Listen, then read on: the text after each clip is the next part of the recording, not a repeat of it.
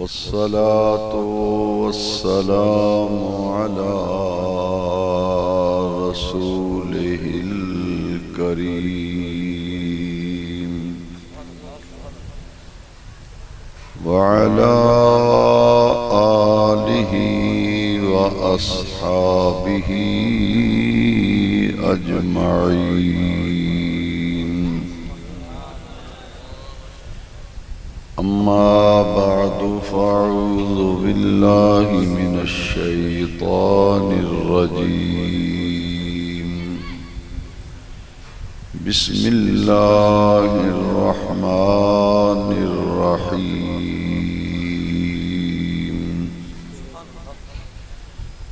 قد جاءكم من الله نور وكتاب مبين. صدق الله مولانا العظيم. إن الله وملائكته يصلون على النبي يا أيها الذين آمنوا صلوا عليه وسلموا تسليما. الصلاة والسلام عليك يا سيدي يا رسول الله وعلى آلك وأصحابك يا سيدي يا خاتم النبيين.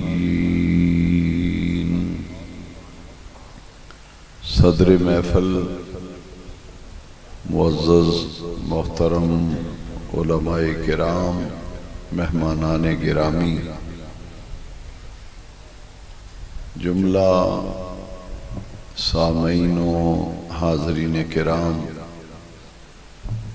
عاشق رسول حضرت میاں محمد ابراہیم صاحب چشتی صابری رحمت اللہ تعالی علیہ کے سالانہ عرس مقدس کی نورانی اور روحانی محفل میں ہم سب حاضری کا شرف حاصل کر رہے ہیں.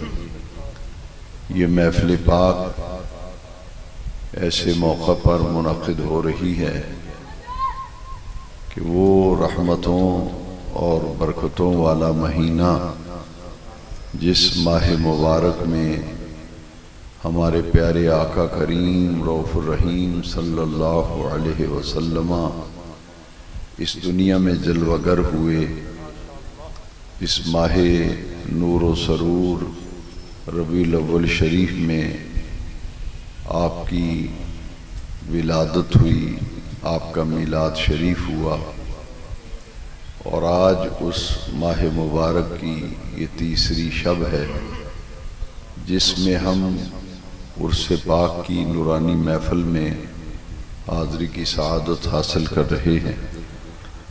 اس محفل پاک کو دو نسبتیں حاصل ہیں.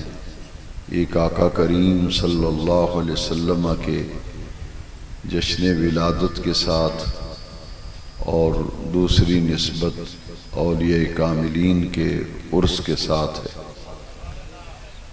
اور ہماری یہ خوش نصیبی ہے کہ ان دونوں نسبتوں میں اللہ تعالیٰ نے بڑی ہی برکتیں رکھی ہیں. اگر اللہ کے نبیوں کا ذکر کیا جائے تو اس کا کیا مقام ہے، اور اللہ کے ولیوں کا ذکر کیا جائے تو اس نسبت کی کیا حیثیت ہے. ان دونوں باتوں کو سمجھنے کے لیے نبی کریم صلی اللہ علیہ وسلم کی ایک حدیث مبارکہ اس وقت میرے پیش نظر ہے. میرے آقا کریم علیہ السلام نے فرمایا، ذکر الانبیاء عبادتن و ذکر الصالحین کفارتن.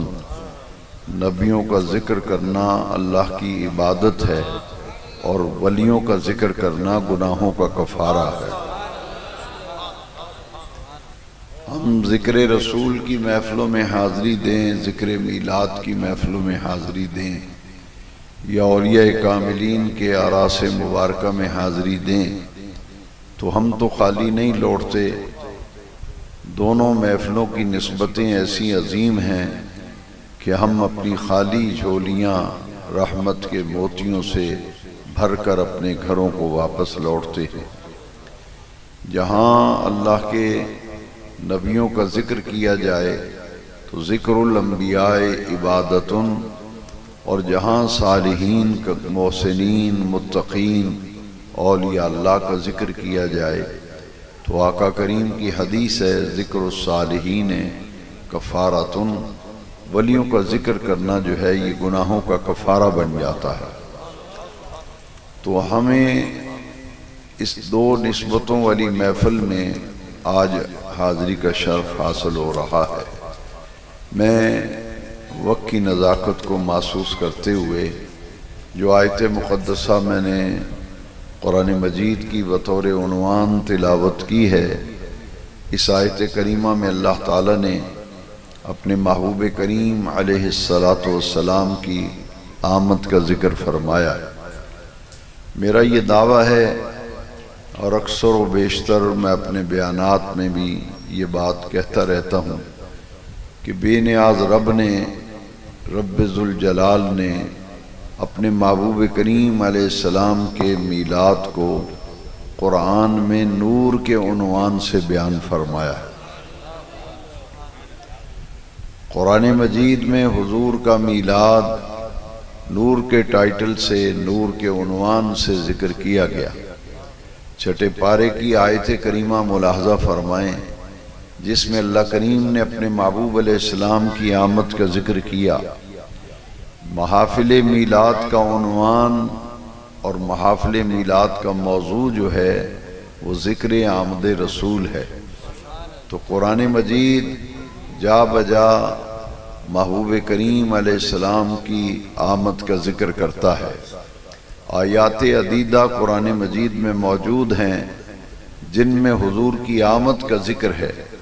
ان آیات مبارکہ میں سے ایک آیت مقدسہ میں نے تلاوت کی ہے جس میں اللہ رب العزت جل مجد الکریم نے فرمایا قد جاءکم من اللہ نور، تحقیق تمہارے پاس اللہ کی طرف سے نور آیا، نور تشریف لے آیا، وکتاب مبین، اور ایک روشن کتاب آئی۔ اس آیت مقدسہ میں میرا دعویٰ یہ ہے کہ رب ذوالجلال نے اپنے محبوب کریم علیہ السلام کے میلاد کو نور کے عنوان سے بیان فرمایا، اور اس نور کے عنوان سے بیان کرنے میں حکمت کیا ہے؟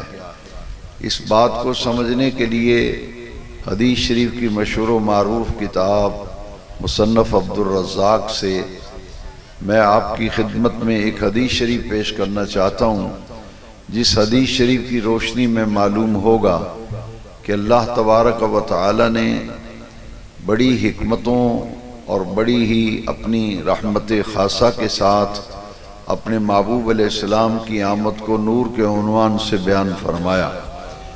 یہ حدیث محدثین کے ہاں حدیث جابر کے نام سے مشہور ہے۔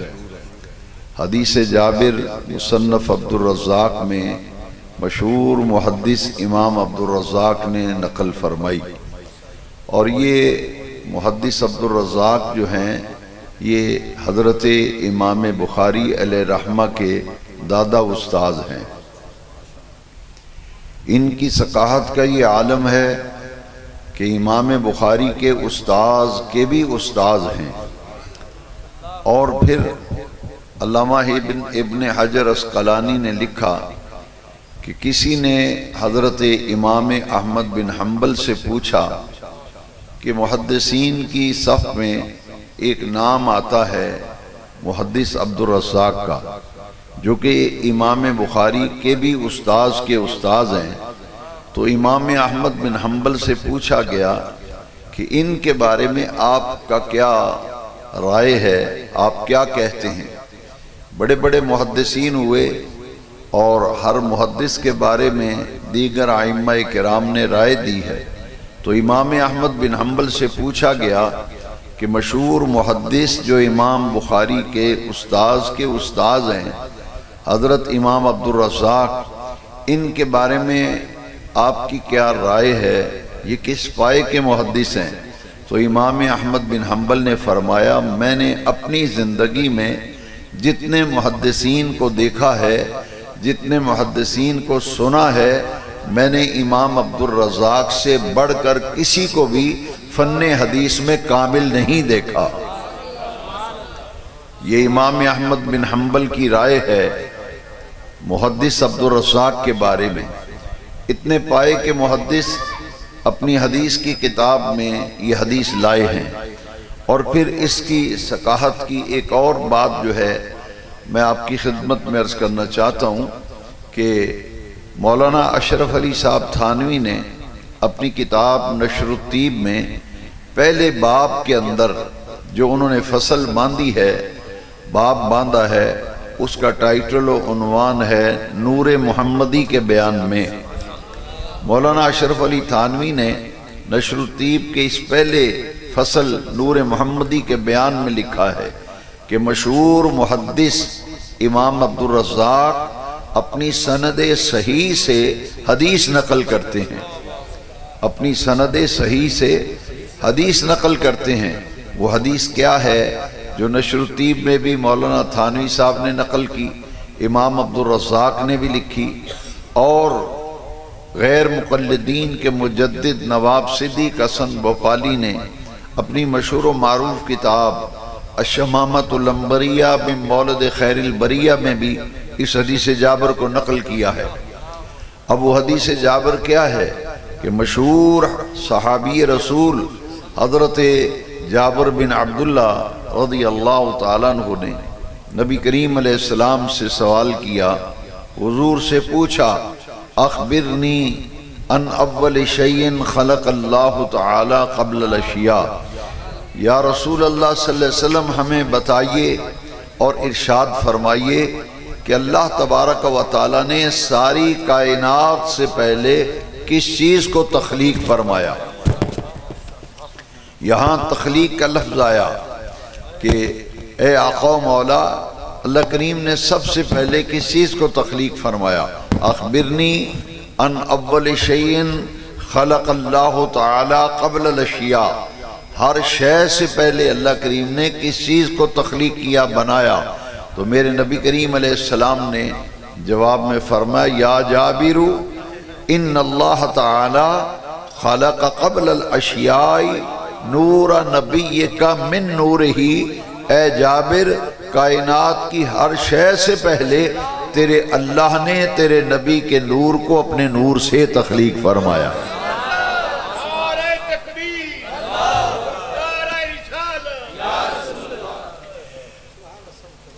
یا جابر ان اللہ تعالی خلق قبل الاشیاء نور نبیک من نورہ، اے جابر کائنات کی ہر شے سے پہلے، کائنات کے ہر وجود سے پہلے تیرے اللہ نے تیرے نبی کے نور کو اپنے نور سے تخلیق فرمایا۔ اب یہ حدیث جابر جو ہے اس سے معلوم یہ ہوا کہ کائنات میں کسی شیعہ کا وجود نہ تھا، ہر شے سے پہلے رب ذوالجلال نے اپنے محبوب کریم علیہ السلام کے نور کو تخلیق فرمایا، اور کائنات کی تخلیق کی ابتدا جو ہے وہ نور محمدیہ سے ہوئی۔ حضور کے نور سے ساری کائنات جو ہے پھر تخلیق کی گئی، جیسا کہ نشر الطیب میں بھی مولانا اشرف علی تھانوی نے بھی اس حدیث کو نقل کیا ہے، اور شمامۃ العنبریہ میں مولد خیر البریہ میں بھی نواب صدیق حسن بھوپالی نے حدیث شریف کے اس حصے کو نقل کیا ہے کہ اللہ تبارک و تعالی نے اپنے نور سے اپنے محبوب علیہ السلام کے نور کو تخلیق فرمایا، اور پھر اپنے محبوب کریم کے نور سے پھر اللہ تعالیٰ نے ساری کائنات کو تخلیق فرمایا۔ انا نور من نور اللہ وکل الخلائق من نوری، میں اللہ کے نور سے ہوں اور ساری کائنات اللہ تعالیٰ نے میرے نور سے تخلیق فرمائی۔ اب اس حدیث کو سمجھ لینے کے بعد ایک اور حدیث شریف جو بر صغیر پاک و ہند میں سب سے پہلے علم حدیث لے کر آئے حضرت شاہ عبدالحق محدث دہلوی علیہ الرحمہ، ان سے پہلے بر صغیر میں حدیث لے کر آنے والا کوئی نہیں تھا۔ سب سے پہلے حدیث کا علم، حدیث کا فن لے کر آنے والے حضرت شاہ عبدالحق محدث دہلوی ہیں علیہ الرحمہ۔ وہ اپنی مشہور و معروف سیرت کی کتاب جو فارسی میں آپ کی تصنیف ہے مدارج النبوت، مدارج النبوت شریف میں حدیث نقل کرتے ہیں اور آپ کے یہ لفظ ہیں کہ در حدیث صحیح آمدہ اند، در حدیث صحیح آمدہ اند اول ما خلق اللہ نوری۔ شاہ عبدالحق محدث دہلوی لکھتے ہیں مدارج النبوت میں کہ حدیث صحیح میں آیا ہے کہ نبی کریم علیہ السلام نے فرمایا اول ما خلق اللہ نوری، کہ کائنات کی ہر شے سے پہلے اللہ نے جس چیز کو تخلیق کیا نوری، وہ تو میرا نور ہے۔ ان دونوں حدیثوں سے یہ بات معلوم ہوئی کہ کائنات کی ابتدا اللہ تبارک و تعالی نے نور محمدیہ کی تخلیق سے فرمائی، اور حضور کے نور سے پہلے اس کائنات میں کسی چیز نہ تھا۔ یہاں میں تفسیر روح البیان میں سے امام اسماعیل حقی علیہ الرحمہ نے جو روایت نقل کی ہے، تاکہ میرا جو دعویٰ ہے میں صرف اس دعوے پر اپنے وقت کے اندر دلائل لانا چاہتا ہوں، میں اپنے دعوے کو پھر دہرانا چاہتا ہوں تاکہ میرے سامعین اور اس محفل کے حاضرین و موجودین آج اس مسئلے کو اچھی طرح سے سمجھ لیں۔ اگر کوئی پوچھے کہ قرآن میں میلاد کہاں لکھا ہے تو میں ذمہ داری سے کہتا ہوں، علی وجہ البصیرت کہتا ہوں کہ بے نیاز رب نے قرآن میں اپنے محبوب کے میلاد کو نور کے عنوان سے بیان فرمایا ہے۔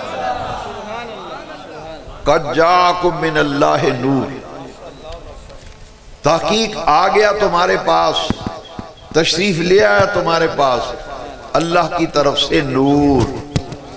اب اس پر میں دلائل لا رہا ہوں۔ دو حدیثیں آپ نے سنی، ہر شے سے پہلے حضور کا نور بنا۔ سب سے پہلے اللہ کریم نے جو چیز بنائی حضور فرماتے ہیں نوری، جیسا کہ مدارج النبوت کی حدیث سے ہم نے سمجھا وہ میرا نور ہے۔ اب تفسیر روح البیان میں امام اسماعیل حقی علیہ الرحمہ نے ایک حدیث نقل کی ہے، اور میرے آقا کریم علیہ السلام کی بارگاہ اقدس میں ایک دن جبریل امین حاضر ہوئے۔ جبریل حاضر خدمت ہیں، اور میرے آقا کریم نے پوچھا کہ اے جبریل کم عمروں کا، تمہاری عمر کتنی ہے؟ اے جبریل تیری عمر کتنی ہے؟ تو جبریل کہتے ہیں یا رسول اللہ صلی اللہ علیہ وسلم یہ تو مجھے علم نہیں کہ میری عمر کتنی ہے، مگر حضور اتنا میں ضرور جانتا ہوں کہ چوتھے حجاب عظمت میں ایک نوری تارہ طلوع ہوتا تھا، اور وہ طلوع ہونے کے بعد پھر غائب ہو جاتا، اور پھر 70,000 سال کے بعد وہ نوری تارہ طلوع ہوتا، پھر غائب ہو جاتا، پھر 70,000 سال کے بعد وہ نوری تارہ طلوع ہوتا، اور اے میرے آقا میں نے اسے 70,000 مرتبہ دیکھا ہے، میں نے اسے 70,000 مرتبہ دیکھا ہے۔ میرے آقا کریم نے جبریل کا جواب سن کر کیا فرمایا؟ حضور مسکرائے۔ حدیث شریف میں میرے آقا نے مسکرا کے فرمایا فَبِعِزَّتِ رَبِّی، فَبِعِزَّتِ رَبِّی، اے جبریل مجھے اپنے رب کی عزت کی قسم، انا ذالک الکوكب، وہ نوری تارہ تو میں ہی محمد مصطفیٰ تھا، وہ نوری تارہ تو میں ہی تھا۔ اب معلوم یہ ہوا کہ قرآن میں میلاد مصطفیٰ کو نور کے ٹائٹل سے بیان کیا گیا۔ اس پر جو دلائل میں لا رہا ہوں ان دلائل کو ذرا ترتیب سے سمجھتے جائیں۔ جبریل سے میرے آقا فرماتے ہیں وہ نوری تارہ تو میں ہی تھا۔ حضرت شاہ ولی اللہ صاحب محدث دہلوی رحمت اللہ علیہ نے بڑی پیاری بات لکھی۔ آپ فرماتے ہیں کہ میں نے جب جامع ترمذی کی یہ حدیث پڑھی، جو ترمذی شریف میں حدیث شریف ہے نا، میرے آقا نے فرمایا کنت نبیا و آدم بین الروح والجسد، میں اس وقت بھی نبی تھا جب آدم علیہ السلام ابھی روح اور جسم کے درمیان تھے۔ شاہ ولی اللہ صاحب فرماتے ہیں میں نے جامع ترمذی میں جب یہ حدیث پڑھی تو میں نے نبی کریم علیہ السلام کی روح مبارک سے استغاثہ کیا، میں نے اپنے آقا کریم کی روح مبارک سے استغاثہ کیا کہ تخلیق آدم سے پہلے نبی کریم علیہ السلام کی نبوت جس حیت میں تھی، کیفیت میں تھی، میں اس کو دیکھنا چاہتا ہوں، مجھے اس کا مشاہدہ کرا دیا جائے۔ شاہ ولی اللہ صاحب نے لکھا ہے کہ نبی کریم علیہ السلام کی روح مبارک متوجہ ہوئی اور مجھے عالم مراقبہ اور عالم مشاہدہ میں حضور کی نبوت کی وہ کیفیت دکھائی گئی جو تخلیق آدم سے پہلے موجود تھی۔ آپ فرماتے ہیں کہ میں نے دیکھا، کیا دیکھا؟ شاہ ولی اللہ صاحب فرماتے ہیں کہ اس نور محمدیہ کا اللہ تعالیٰ نے اپنے محبوب علیہ السلام کی روح مبارک کی توجہ سے مجھے مشاہدہ کرا دیا، اور میں نے دیکھا کہ رب ذوالجلال نے اپنے محبوب کریم علیہ السلام کے نور کو اپنی آغوش رحمت میں رکھا، آغوش رحمت میں رکھا۔ اور جب آدم علیہ السلام کی تخلیق کی گئی، آدم علیہ السلام کو بنایا گیا، تو حضور تو فرماتے ہیں میں اس وقت بھی نبی تھا جب آدم علیہ السلام کے جسم میں ابھی روح داخل نہیں کی گئی۔ اور دوسری حدیث شریف کا مضمون دیکھیے، دوسری حدیث شریف میں ہے کنت نبیا و آدم بین الماء والطین، کہ آدم علیہ السلام پانی اور مٹی کے درمیانی مرحلوں میں تھے، میں اس وقت بھی نبی تھا۔ اب جب تخلیق آدم اللہ تبارک و تعالیٰ کو مشیت و قدرت میں منظور ہوئی، آدم علیہ السلام کو تخلیق کیا گیا، ان کے جسم میں روح داخل کی گئی، اور آدم علیہ السلام کی تخلیق کی تکمیل کے بعد اللہ تبارک و تعالیٰ نے اپنے محبوب کے نور کو جب دنیا میں بھیجنا پسند فرمایا تو اس نور محمدیہ کو جو ساری کائنات سے پہلے تخلیق کیا گیا تھا، بے نیاز رب نے حضرت آدم علیہ السلام کی پشت میں اپنے محبوب کے نور کو رکھ دیا۔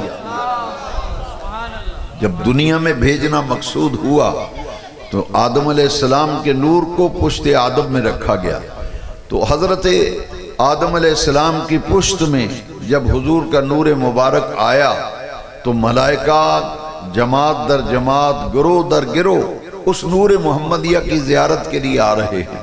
تفسیر روح البیان میں امام اسماعیل لکی رحمت اللہ علیہ نے اسے نقل کیا کہ حضرت آدم علیہ السلام نے اپنے رب سے عرض کی کہ باری تعالیٰ یہ ملائکہ میرے ارد گرد طواف کر رہے ہیں، یہ میرے ارد گرد فرشتے گھوم رہے ہیں۔ اللہ تبارک و تعالیٰ نے فرمایا اے میرے پیارے آدم، جس محبوب کی خاطر میں نے ساری کائنات کو تخلیق کیا ہے، جس محبوب کی خاطر اے آدم میں نے تمہیں وجود بخشا ہے، اس نبی آخر الزمان کا نور مبارک تمہاری پشت میں رکھا ہے، جس کی زیارت و دیدار کے لیے ملائکہ آ رہے ہیں، فرشتے اس نور کی زیارت کے لیے آ رہے ہیں۔ حضرت آدم علیہ نبینا علیہ السلام نے اپنے رب کی بارگاہ میں عرض کی کہ اے رب جلیل، جس نور محمدیہ کی زیارت کے لیے ملائکہ آ رہے ہیں، میں بھی تو اس نور کے دیدار کا مشتاق ہوں، مجھے بھی اس نور محمدیہ کی زیارت کرا دی جائے۔ تفسیر روح البیان میں ہے کہ حضرت آدم علیہ السلام کی پشت سے میرے آقا کریم علیہ السلام کے نور مبارک کو اٹھا کر اللہ تبارک و تعالیٰ نے حضرت آدم علیہ نبینا علیہ السلام کے دونوں انگوٹھوں میں رکھ دیا۔ آپ نے جب دونوں انگوٹھوں میں نور محمدیہ کو دیکھا تو آدم علیہ السلام نے محبت سے دونوں انگوٹھوں کو چوم کر اپنی آنکھوں پہ لگا لیا۔ یہ نور محمدیہ کی امانت پھر حضرت آدم علیہ السلام کے بیٹے حضرت شیش کے پاس یہ نور کی امانت آئی۔ جا کر کے دیکھیے، تفسیر کی کتابوں میں بڑی تفصیل ہے، مگر میں اس تفصیل میں نہیں جانا چاہتا کہ حضرت آدم علیہ السلام کے ہاں جو بھی اولاد پیدا ہوتی تھی تو وہ دو ہوتے تھے، ایک لڑکا اور ایک لڑکی۔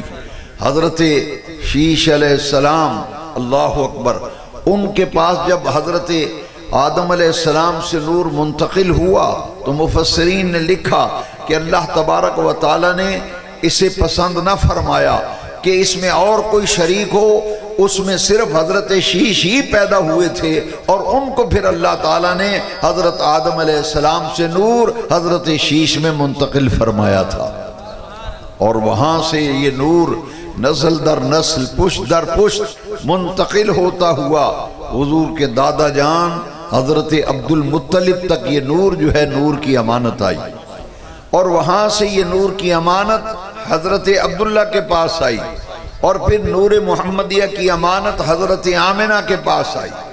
تمام کتابوں میں لکھا ہے، جیسا کہ سیرت کی کتابوں میں دیکھیں، حدیث کی کتابوں میں دیکھیں، اور خاص طور پر بخاری شریف پڑھ کے دیکھ لیجئے، میرے نبی کریم علیہ السلام نے فرمایا کہ میں پاک صلبوں اور پاک رحموں میں منتقل ہوتا ہوا آیا ہوں، پاک صلبوں اور پاک رحموں میں منتقل ہوتا ہوا آیا ہوں۔ حضرت آدم علیہ السلام سے لے کر حضور کے دادا جان حضرت عبد المطلب، پھر حضور کے والد ماجد حضرت عبداللہ تک میرے نبی پاک کا نور جن مردوں کے صلب میں رہا وہ مرد بھی پاک تھے، اور جن ارحام طیبات میں حضور کا نور مبارک رہا وہ عورتیں بھی پاک تھیں۔ من اصلاب الطاہرین الی ارحام الطاہرات، من اصلاب الطاہرین الی ارحام الطاہرات، میں پاک صلبوں اور پاک رحموں میں منتقل ہوتا ہوا آیا۔ وہ نور جو ساری کائنات سے پہلے تخلیق کیا گیا تھا، وہی نور کی امانت حضرت عبداللہ سے حضرت آمنہ کے پاس آئی، اور وہی نور محمدیہ پھر ربیع الاول کی 12 تاریخ کو صبح صادق کے وقت حضرت آمنہ کی آغوش میں اسی نور محمدیہ کا ظہور ہوا تھا۔ اسی نور محمدیہ کا ظہور جو ہے وہ حضرت آمنہ کی گود اور آغوش میں ہوا تھا۔ قرآن نے فرمایا جب حضور کی آمد ہوئی تو قرآن آمد مصطفیٰ کو بیان کرتا ہے کہ جاکم من اللہ نور، تحقیق تمہارے پاس نور تشریف لے آیا۔ دعویٰ میرا یہ ہے کہ پوری کائنات سے پہلے رب ذوالجلال نے میرے نبی کریم کے نور کو تخلیق کیا تھا، اور وہی نور منتقل ہوتا ہوا ربیع الاول کی 12 تاریخ کو شہر مکہ میں حضرت عبداللہ کے گھر میں اسی نور محمدیہ کا ظہور ہوا تھا۔ اب اس دعوے پر ایک اور دلیل میں لانا چاہتا ہوں۔ سرکار کی والدہ ماجدہ حضرت آمنہ کیا فرماتی ہیں؟ دیکھیے کہ میرے آقا کریم کی تو آپ نے 2 حدیثیں سنی نا، کہ میرے آقا تو خود فرما رہے ہیں اول ما خلق اللہ نوری، سب سے پہلے میرا نور تخلیق کیا گیا، اور پھر فرمایا یا جابر ان اللہ تعالی خلق قبل الاشیاء نور نبیک من نورہ، کائنات کی ہر شے سے پہلے تیرے اللہ نے تیرے نبی کے نور کو اپنے نور سے تخلیق فرمایا۔ اب اس ساری گفتگو کو سمجھنے کے لیے حضرت آمنہ پاک کا جو قول مبارک ہے، اور اس کو حضرت شاہ عبدالحق محدث دہلوی نے اپنی کتاب ما ثبت من السنہ میں نقل فرمایا ہے۔ میں نے تمام حوالہ جات ساتھ ساتھ عرض کر دیے ہیں۔ یہ شاہ عبدالحق محدث دہلوی نے ما ثبت من السنہ میں نقل کیا ہے کہ حضور کی والدہ ماجدہ جب میرے آقا کا میلاد ہوا، آپ کا ظہور قدسی ہوا، میرے آقا جلوگر ہوئے، رونق افروز ہوئے، تو عورتوں نے آ کے حضرت آمنہ سے جب اس پیدا ہونے والے کے بارے میں پوچھا تو حضرت آمنہ نے کیا فرمایا؟ حضرت آمنہ نے جو بات فرمائی وہ شاہ عبدالحق محدث دہلوی نے اپنی کتاب ما ثبت من السنہ میں نقل فرمائی ہے۔ حضور کی والدہ فرماتی ہیں عورتوں نے پوچھا ولادت کے مرحلے کے بارے میں، سیدہ آمنہ فرماتی ہیں کہ ولادت کے وقت خواتین کو جن معاملات کا سامنا کرنا پڑتا ہے، فرماتی ہیں مجھے تو اس کا احساس تک نہیں ہوا، مجھے احساس تک نہیں ہوا، یہاں تک کہ درد سے بھی نہیں ہوا۔ فرماتی ہیں خرج منی نور، میں نے دیکھا مجھ سے ایک نور کا ظہور ہوا ہے، اس نور کا جب ظہور ہوا تو انوار و تجلیات پوری کائنات میں بکھر گئے، اور میں نے مکے میں بیٹھ کے شام کے محلات کو چمکتا دیکھ لیا۔ میں نے شام کے محلات کو چمکتا دیکھا۔ اب دیکھیے قرآن بھی فرما رہا ہے قد جاءکم من اللہ نور۔ میں نے اس وقت کی گنجائش کے مطابق 2 حدیثیں عرض کی، تو دونوں حدیثیں بھی بتا رہی ہیں کہ کائنات کی ہر شے سے پہلے حضور کا نور بنا۔ تو حضرت آمنہ نے میلاد مصطفیٰ کا جو منظر پیش کیا اس میں حضور کی صفت نورانیت کا ذکر کیا، یہاں کسی اور صفت کا ذکر نہیں فرمایا۔ فرمایا خرج منی نور اضاءت منہ قصور الشام، مجھ سے ایک نور ظاہر ہوا، ایک نور کا ظہور ہوا، اور وہ نور پوری کائنات میں بکھر گیا، یہاں تک کہ مکے میں اپنی جھونپڑی میں بیٹھے بیٹھے ملک شام میں چمکنے والے اور روشن محلات کو میں نے اپنی آنکھوں سے دیکھ لیا تھا۔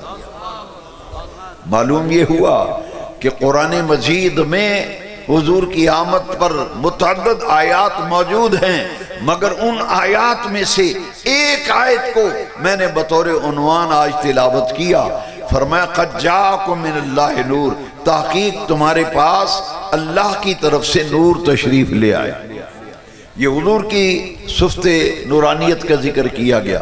تفسیر روح المعانی میں اس آیت کی تفسیر اٹھائیے ذرا، علامہ محمود آلوسی حنفی بغدادی رحمت اللہ تعالی علیہ اپنی مشہور و معروف شورى آفاق قرآن کی تفسیر روح المعانی میں نقل کرتے ہیں، اسی آیت کے تحت پڑھ کے دیکھیے۔ حضرت محمود آلوسی حنفی بغدادی فرماتے ہیں یہاں نور سے مراد ذات محمد مصطفیٰ ہے، ذات محمد مصطفیٰ ہے صلی اللہ علیہ وسلم، اور کتاب مبین سے مراد قرآن مجید ہے۔ قد جاءکم من اللہ نور، تمہارے پاس اللہ کی طرف سے نور تشریف لے آیا۔ وہ نور کون ہے؟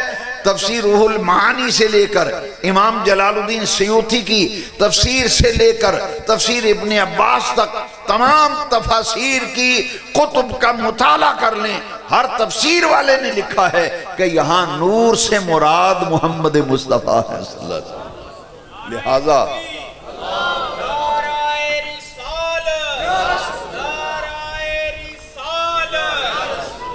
معلوم ہو گیا کہ قرآن میں حضور کے میلاد کو نور کے عنوان سے بیان کیا گیا۔ اب آئیے موجودہ حالات میں آپ دیکھتے ہیں کہ محافل میلاد میں اور جلوس میں آپ کو جو نعتیہ اشعار سننے کو ملتے ہیں ان میں ایک مشہور و معروف شعر آپ سنتے ہیں، نور والا آیا ہے، نور والا نور لے کر آیا ہے، عالم پہ یہ دیکھو کیسا نور چھایا ہے۔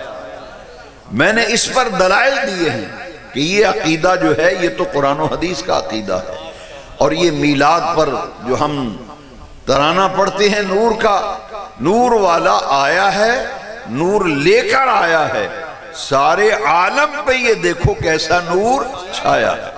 اب قرآن و حدیث کے ٹھوس دلائل کی بنیاد پر ہم نے یہ بات سمجھ لی کہ قرآن میں حضور کے میلاد کو نور کے عنوان سے بیان کیا گیا، کیونکہ جو تشریف لائے ہیں اللہ تعالیٰ نے ان کی صفت نورانیت کا قرآن میں ذکر فرمایا۔ اب یہ حضور کی نورانیت کی جہت کیا ہے؟ ایک تو حضرت آمنہ کا قول آپ نے سنا، خرج منی نور اضاءت منہ قصور الشام، جب نور کا ظہور ہوا تو پوری کائنات میں نور بکھر گیا۔ یہ تو ولادت کے وقت نور محمدیہ کا ظہور ہوا، اور میرے آقا کی نورانیت کی جہتیں پوری حیات طیبہ میں جگہ جگہ آپ کو اس نور محمدیہ کی جھلکیں نظر آئیں گی، جھلکیاں نظر آئیں گی۔ دیکھیے حضور کے گھر مبارک میں، حجرہ مبارکہ میں حضرت ام المومنین عائشہ صدیقہ رضی اللہ تعالیٰ عنہ آپ سوئی دھاگا لے کر کپڑے سی رہی تھی، رات کا وقت تھا اور چراغ جو ہے وہ کمرے میں جل رہا تھا، چراغ روشن تھا۔ حضرت عائشہ صدیقہ کے کمرے میں وہ چراغ جو روشن تھا اس میں جب تیل ختم ہو گیا تو چراغ بجھ گیا۔ آپ سوئی دھاگا اور کپڑے سنبھال رہی تھی کہ سوئی آپ کے ہاتھ مبارک سے گر گئی۔ سوئی گری تو آپ اسے ڈھونڈ رہی تھی کہ میرے نبی کریم علیہ السلام تشریف لے آئے. تو حضور نے پوچھا کہ اے عائشہ یہ تم کیا تلاش کر رہی ہو؟ عرض کی آقا سوئی گر گئی ہے، میں سوئی ڈھونڈ رہی ہوں. حدیث شریف میں ہے کہ میرے آقا مسکرائے. جب سرکار مسکرائے تو مسکراہٹ سے، دندان مبارک سے، حضور کے مسکرانے پر آپ کے دندان مبارک سے انوار و تجلیات نے پورے کمرے کو روشن کر دیا، اور حضرت عائشہ صدیقہ کی گم ہوئی سوئی انہیں مل گئی. اور اسی نور محمدیہ کی جہتیں دیکھی. میرے آقا کریم کی تو ابھی شیر خارگی کی عمر مبارک ہے، اور حلیمہ سعدیہ کے ہاں حضور نے 4 سال قیام فرمایا تھا حلیمہ سعدیہ کے پاس. تو حلیمہ سعدیہ جب سرکار کو لے کے گئیں تو ابھی چند دن گزرے تھے، تیسرا یہ چوتھا دن ہوگا. سیرت نگاروں نے لکھا ہے کہ محلے کی عورتیں اکٹھی ہو کے آ گئی. انہوں نے کہا کہ اے حلیمہ یہ تیری جھونپڑی میں ساری رات ہی روشنی رہتی ہے، چراغ جلتا رہتا ہے، تو غریب گھرانے کی خاتون ہے، جب رات کو سونے کا وقت ہو تو چراغ بجھا دیا کرو، یہ فضول خرچی نہ کیا کرو، ساری رات تمہاری جھونپڑی میں روشنی رہتی ہے، دیا جلتا رہتا ہے. تو حلیمہ سعدیہ نے حضور کے لیے جو لفظ استعمال فرمائے یہ آج بھی سیرت کی کتابوں میں موجود ہیں.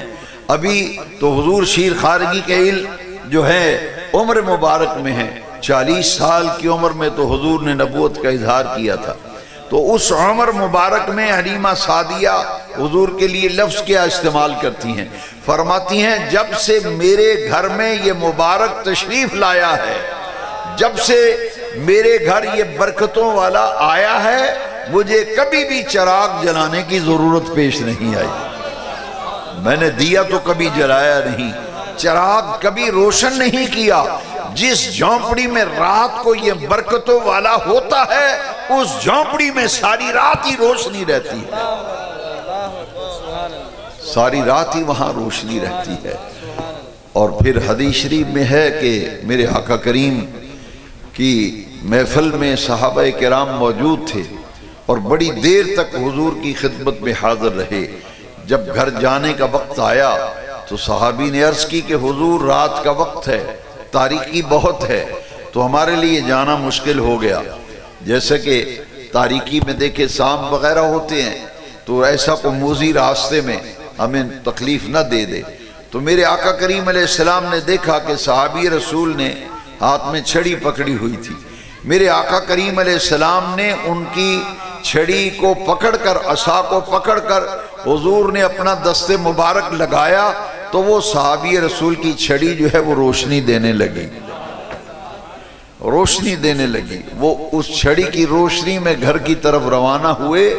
راستے میں جب ایک مقام ایسا آیا، انہوں نے اپنے گھر کی طرف جانا ہے، انہوں نے اپنے گھر کی طرف جانا ہے. انہوں نے کہا بھائی تمہاری چھڑی تو روشن ہے، تم اس کی روشنی میں جاؤ گے، میرا کیا بنے گا؟ انہوں نے کہا کہ تم اپنا عصا اس چھڑی سے مس کرو، ممکن ہے یہ بھی روشن ہو جائے. شواہد النبوت میں علامہ عبد الرحمن جامی رحمت اللہ علیہ نے لکھا کہ وہ چھڑی اس چھڑی سے مس کی گئی، وہ بھی روشن ہو گئی. وہ صحابی اپنی چھڑی کی روشنی میں گھر جا رہے ہیں، یہ اپنی چھڑی کی روشنی میں اپنے گھر جا رہے ہیں. میرے آقا کریم صلی اللہ تعالی علیہ وسلم کو اللہ تبارک و تعالی نے قرآن میں نور کے عنوان سے بیان فرمایا، قد جاءکم من اللہ نور، تمہارے پاس اللہ کی طرف سے نور تشریف لے آئے، وکتاب مبین، اور ایک روشن کتاب آئی. یہاں نور سے بحث کرتے ہوئے علامہ محمود آلوسی حنفی بغدادی علیہ رحمہ نے فرمایا کہ پوری کائنات میں جتنی چیزوں کو روشنی ملی ہے، جتنی چیزوں کو روشنی ملی ہے، اگر ان انوار میں سے نور محمدیہ کو نکال لیا جائے تو ہر ایک بے نور ہو جائے گا، ہر ایک بے نور ہو جائے گا. اس لیے فرمایا کہ حضور نور الانوار ہیں، حضور نور الانوار ہیں، سارے نوروں کے بھی نور ہیں، اور پوری کائنات میں جتنے انوار و تجلیات ہیں ان کا مرکز و ماخذ جو ہے وہ ذات پاک مصطفیٰ ہے.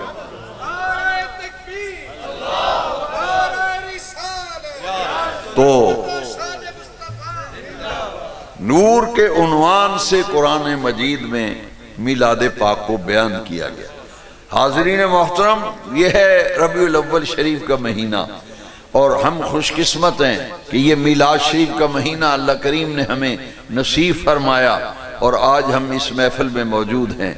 یہ دیکھیے کہ یہ رحمتوں اور برکتوں والا مہینہ ہے، اس سے فائدہ اٹھانا چاہیے۔ کثرت درود و سلام اپنے اوپر لازم کر لیجئے۔ اگر آپ 100 مرتبہ درود شریف پڑھتے ہیں روزانہ، اس میں اضافہ کیجئے۔ اگر 5 نمازیں پابندی سے پڑھتے ہیں تو 7 نفلی عبادات کا اضافہ کر لیجئے، تاکہ اس مہینے کی برکتیں حاصل کرنے کے لیے جس قدر نبی کریم علیہ السلام پر کثرت سے درود و سلام پڑھا جائے گا، اسی قدر ہمیں اس مہینے کی برکتیں حاصل ہوں گی۔ میں دعا کرتا ہوں اللہ تعالی ہمیں اس ماہ مبارک سے زیادہ اپنے دامن میں برکتیں اور رحمتیں حاصل کرنے کی توفیق دے، اور میلاد شریف کو دھوم دھام سے منانے کی اللہ تعالی ہمیں توفیق دے، اور عرس مبارک اور میلاد شریف 2 نسبتیں جو ہمیں حاصل ہوئیں، اللہ کریم ان سے مستفید ہونے کی توفیق مرحمت فرمائے۔ وآخر دعوانا عن الحمدللہ رب العالمین۔ اس دن افروز ساتھ پہ کھو سلام مصطفیٰ جانے رحمت، سلام شمع بز میں ہدایت پہ لاکھوں سلام، اور تیرے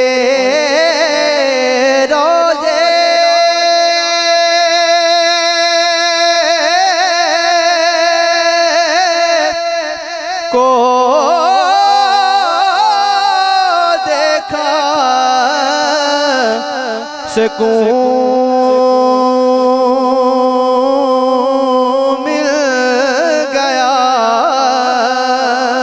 تیرے روضے کو دیکھا سکون مل گیا، سبز گنبد کے شوکت پہ لاکھوں سلام، مصطفیٰ جانے رحمت پہ لاکھوں سلام، شمع بز میں ہدایت پہ لاکھوں سلام،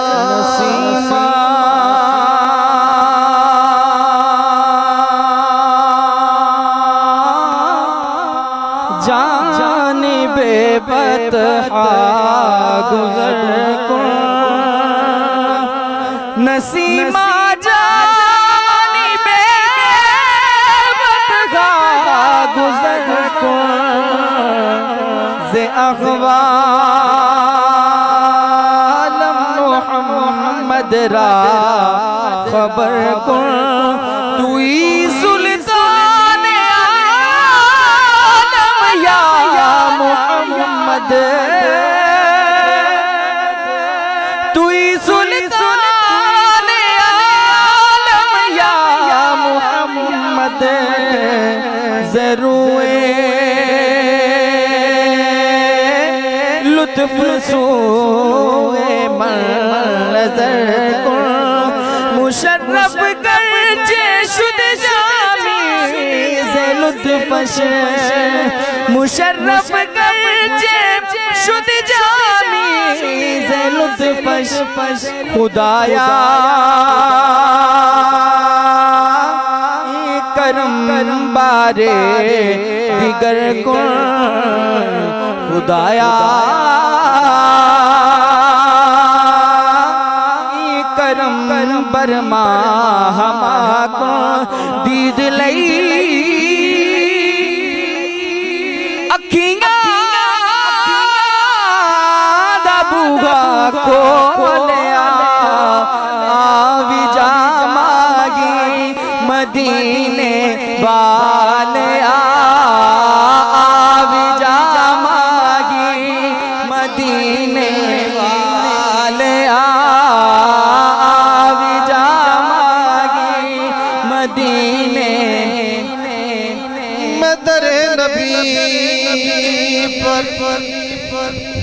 پڑا رہوں گا اور پڑے ہی رہنے سے کام ہو آقا کبھی تو قسمت کھلے گی میری اور کبھی تو میرا سلام ہوگا یا نبی سلام علیکہ یا رسول سلام علیکہ یا حبیب سلام علیکہ صلوات اللہ یاد نبی سے دل کو یوں بہلاتے تھے بلال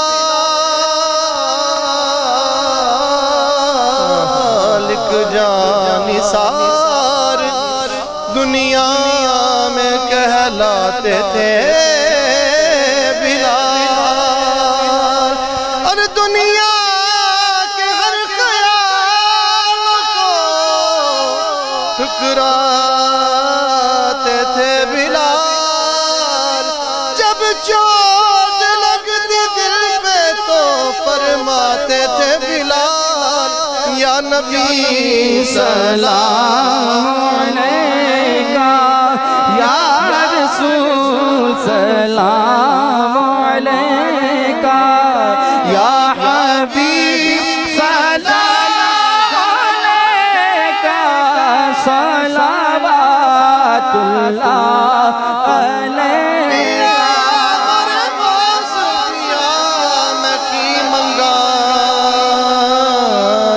سامان تھی منگا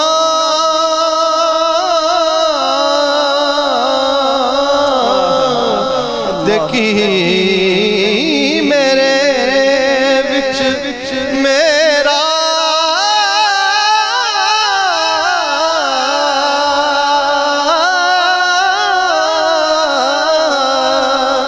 جے میں منگا تے تو دے دے دس کی کٹ جاندہ تیرا تقدیر بدلنے والے دا ہے وچ بغداد دے ڈیرا تو یا غاس غاس تو کہندا رہی او سونا کدی تے پچھو کیڑا پہلے سے آزم گنج بخش فیض عالم صدقائے امام اعظم صدقائے امام اعظم دور ہو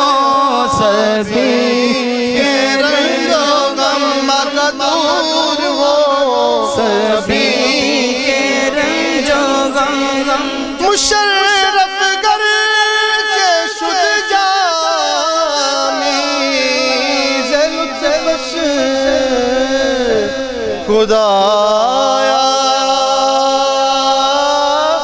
ای کرم بارے دیگر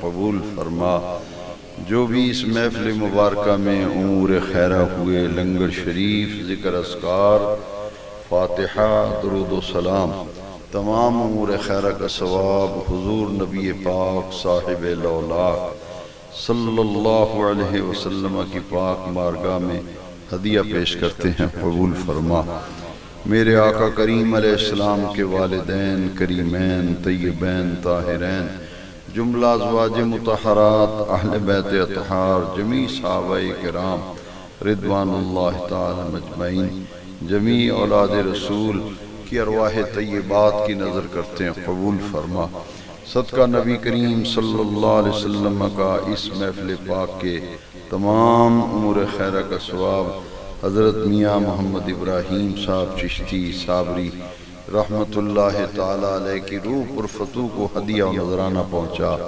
عاشق رسول حکیم ولی محمد صاحب بسم الرحمت اللہ تعالی علیہ کی روح مبارک کو ثواب نذرانہ پیش کرتے ہیں، قبول فرما۔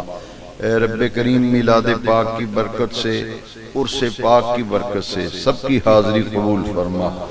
جتنے ارادت مند عقیدت مند دور و نزدیک سے حاضر ہوئے ہیں، اے رب کریم جن نیک صالحین ولیوں کا عرس ہے ان کی برکت سے سب کی مرادیں پوری فرما، سب کی پریشانیاں دور فرما، سب کے کاروبار میں روزی میں برکت عطا فرما۔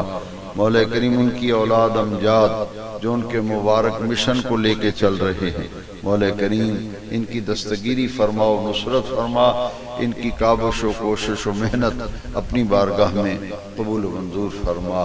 اپنے محبوب کے صدقے ان ولیوں کے خاندان کو اپنے حفظ و امان میں رکھ، اپنے محبوب کے صدقے ان کا فیضان نسل در نسل جاری و ساری فرما۔ آج کی محفل میں جو بھی امور خیرہ انجام پائے، اے میرے رب کریم سب اپنی بارگاہ میں قبول و منظور فرما۔ کوئی بھی محروم نہ رہے، خالی نہ جائے، سب آنے والوں سب دعا کرنے والوں کی دلی جائز مرادیں پوری فرما۔ میلاد پاک کی برکت سے، ربیع الاول شریف کی برکت سے یا اللہ اپنے محبوب پاک علیہ السلام کے طفیل میلاد پاک کے صدقے عرس پاک کی برکت سے تمام بیماروں مریضوں کو شفا عطا فرما۔ بالخصوص الحاج عابد حسین صاحب کی پھوپھی صاحبہ، ان کو صحت کاملہ شفاء عاجلہ عطا فرما، اور جن جن حضرات نے دعا کے لیے کہا کہلوایا سب کے حق میں دعا کرتے ہیں۔ اے رب کریم پاک محفل کے صدقے سب کی دعائیں قبول فرما، سب کی خیر، سب کو رحمت، سب کو بھلا عطا فرما۔ اپنے محبوب علیہ السلام کے صدقہ سے صاحب عرس کے مزار شریف پر کروڑوں رحمت نازل فرما، کروڑوں رحمت نازل فرما۔ اے رب کریم اس خاندان میں ان کا فیض جاری فرما۔ ربنا ربنا تقبل منا انك انت السميع العليم وتب علينا انك انت التواب الرحيم۔ ربنا آتنا في الدنيا حسنة وفي الآخرة حسنة وقنا عذاب النار وادخلنا الجنة مع الأبرار يا عزيز يا غفار يا رب العالمين۔ وصلى الله تعالى على حبيبه وخير خلقه سيدنا ومولانا محمد وعلى آله وصحبه أجمعين برحمتك يا أرحم۔ الصلاة والسلام على رسوله الكريم۔ اے مولا کریم اپنے محبوب علیہ السلام کے لعاب دہن شریف کی برکت سے، میلاد پاک کی برکت سے، اے رب کریم حاجی سلطان صاحب جو صاحب فراش ہیں، اپنے محبوب علیہ السلام کے صدقہ حضور کے وسیلہ جلیلہ سے، پیران عظام کی برکت سے، اولیاء کاملین کے فیضان سے انہیں صحت خاصہ شفاء عاجلہ عطا فرما۔ اپنے محبوب علیہ السلام کے صدقے سے یا اللہ شفا کے خزانوں سے انہیں شفا عطا فرما، تندرستی عطا فرما، صحت و عافیت عطا فرما، خیر و برکت عطا فرما۔ وصلی اللہ تعالی علی حبیبہ الکریم الرؤوف الرحیم وعلی آلہ وصحبہ اجمعین برحمتک یا ارحم الراحمین۔